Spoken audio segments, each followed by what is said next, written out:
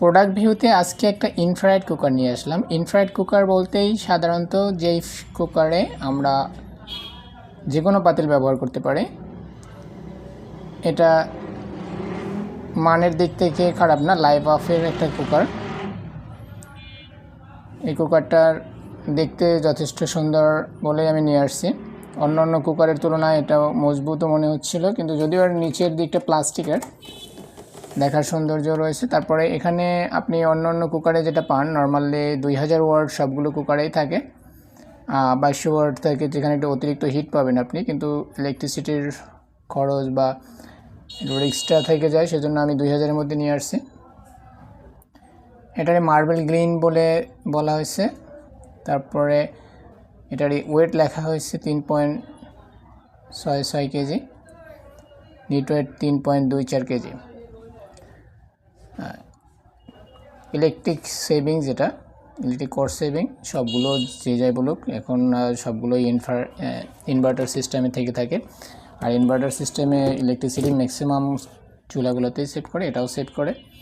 আর এই চুলাটার দাম এখন 5500 টাকা মার্কেটে পাবেন, বা এটা ক্ষেত্র বিশেষে ওয়ারেন্টি কম বেশির উপরে ডিপেন্ড করে 4000 টাকা পর্যন্ত। আমি 4000 টাকা নিয়েছি।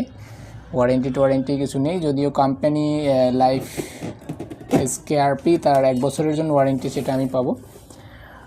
আর চুলার হিট বা অন্য সঙ্গে ব্যবহারের দিক থেকে খারাপ না, কিনে নিতে পারেন এটা। অন্য মডেলগুলোর তুলনায় এটাকে আমি খুব ভালো বলবো না, আবার একেবারে খারাপ বলবো না। আমি বিক্রির উদ্দেশ্যে বলছি না, আমি নিজে ব্যবহারের জন্যই নিয়েছি।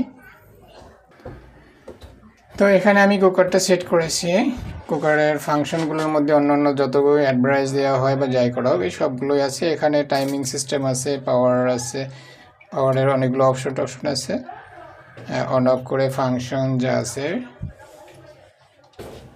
তারপরে ওভারঅল আমি খারাপ বলবো না, যে নিচের অংশটুকু দেখেন এটা প্লাস্টিকের।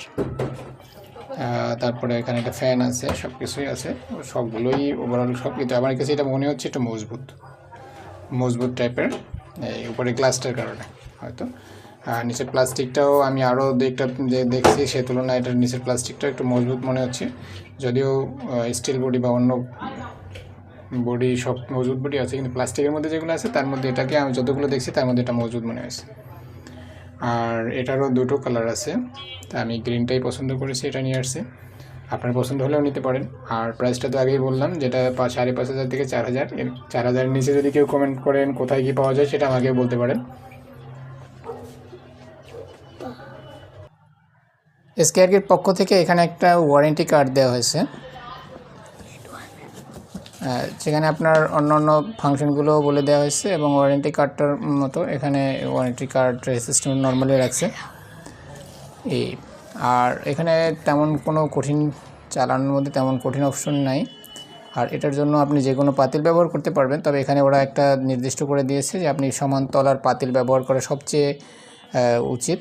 আর যেখানে পাতিলের নিচটা যদি গোল আকার থাকে বা যে কোনোভাবেই থাকুক, সেটা অন্যভাবে থাকলেই এটা ব্যবহার করা যাবে, কিন্তু সেটা কমফোর্টেবল না।